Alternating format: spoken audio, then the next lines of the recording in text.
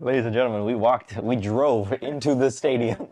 We ran that thing for an hour. Yeah, it was insane. It was an experience, to say the least. I'll put up some of the footage that we have, Yeah, so you guys can see what we're talking over. But Man, I remember the feeling of us like driving up, and we're like, yo, do we like walk into the front gate? Like, we talk about the process of actually getting in, like start to finish. So it starts with an idea, as most things do. yeah, Yo, wouldn't it be cool to do the Sea Bears? Yeah, it would. What about center court? center court.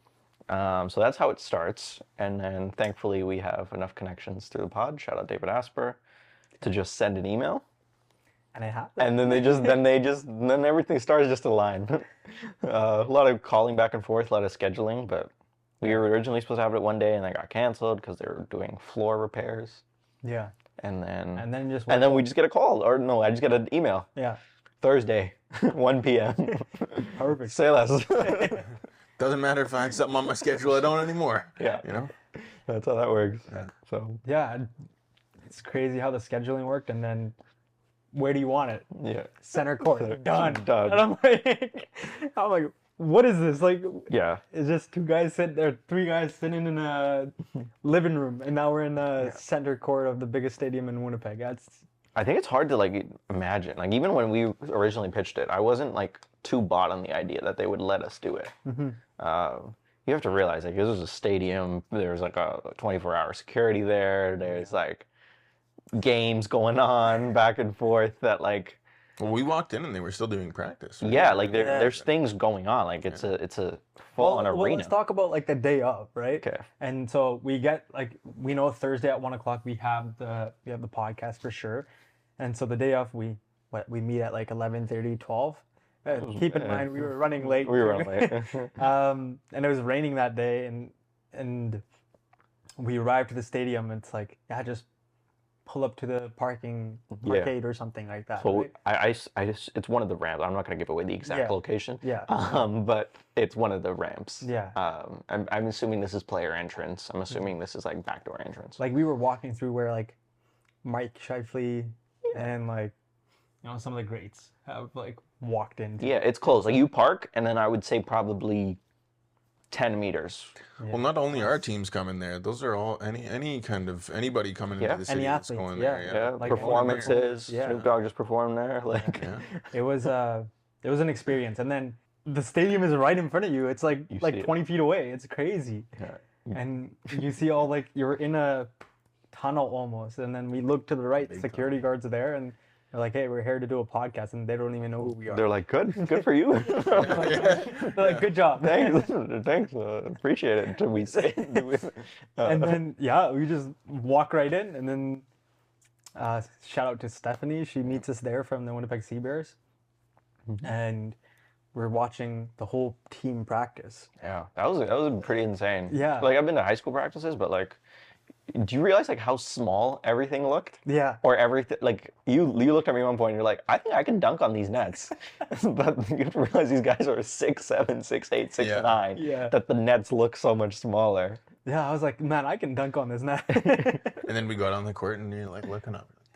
Dang. The scale is insane. Yeah, but it was just like empty stadium. Like it was the best way I could describe it was like I didn't believe it. Mm. You know? Yeah, it didn't set in. Like, it didn't hit me. I think it still doesn't. It hasn't even hit me that we did a podcast in the center of the biggest stadium in Winnipeg. That it's a mind-boggling idea to me. Yeah. Honestly, yeah, I gotta agree with you in that case. Like, I still can't believe, like, looking back at all those photos and just the footage we shot and everything, I'm just like, wow, like, we did it. We did that. Yeah, you know what I mean? Like I don't think anybody else has done something like that in the history of Winnipeg. No. Like center court doing 100%. An interview like that. You know? I don't like that's a bold statement. History of Winnipeg. You know, a lot of. It's hard to say though. Has there any podcast? I don't. That's where I don't. We've only been in this game for 3 years, so I don't know. I guess there's probably been like standing interviews and stuff like that, right? Of that. But like sit down, pull up the chairs. No, we did something. Yeah. Like it was crazy, and then. Yeah, practice is over. Chad comes up to us and like dabs us, says hi, and he's like, "You want to play basketball?" And then he looks at Stephanie, and she's like, Don't have clearance. No we clearance. we don't got the permission to let him play here. They hurt themselves on this court, and it's not on us. Yeah. Like liability. I get it. Like she's doing a job.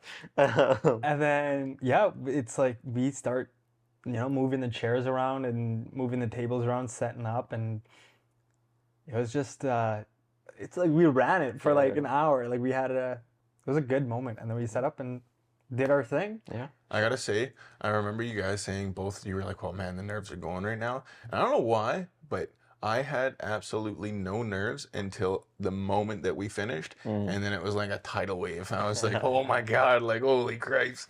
Yeah. I know I was just locked in, so focused the whole time. I think it was more about the opportunity itself that I was nervous about. Well, in the podcast, it was like, no. Once we sat down, and started talking, no problem. My only thing was, we gotta make sure it records. Yeah, that's the thing. That was the only thing I was like, we have to make sure triple check everything, because that's why you don't get a second shot at this. Yeah, that's why it took me so long to set up. I was like, you can ask Devo. I was like, Devo, I know you recorded, but can you like triple check it? He's like, yeah. Get off my back. Yeah. So and then the podcast went smooth.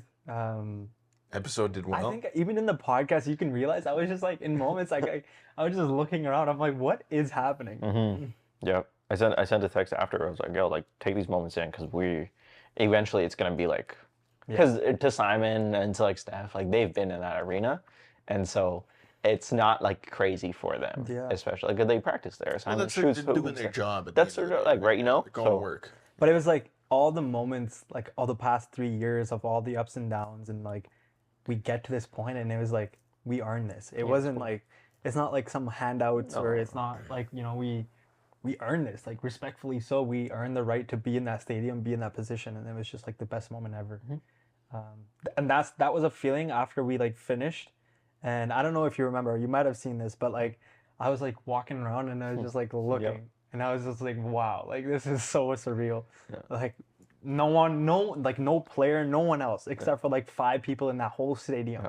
And after Simon left, there was 4 of us there. And so it was quiet. Yeah, just us in there and our lights and our mics. That's one thing I think we both were like, Devo, you realize, especially being behind the thing, like it was quiet. Oh yeah. Like we originally thought it was gonna be echoey. It's a big stadium. There's like it's a bowl. It's a giant bowl, but dead silent, like soundproof and on point. Yeah. I don't know what they did. I don't know how they did it. Audio the picture quality was quality. Beautiful. You know what I think it is?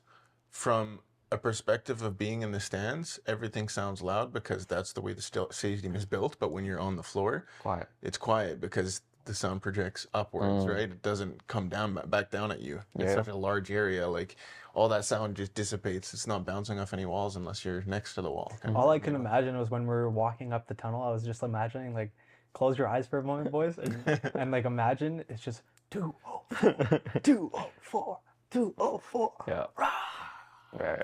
And then we run into the that's next. That's the moment. We've done the empty stadium. Now we need to do the full stadium. The full stadium. 100%.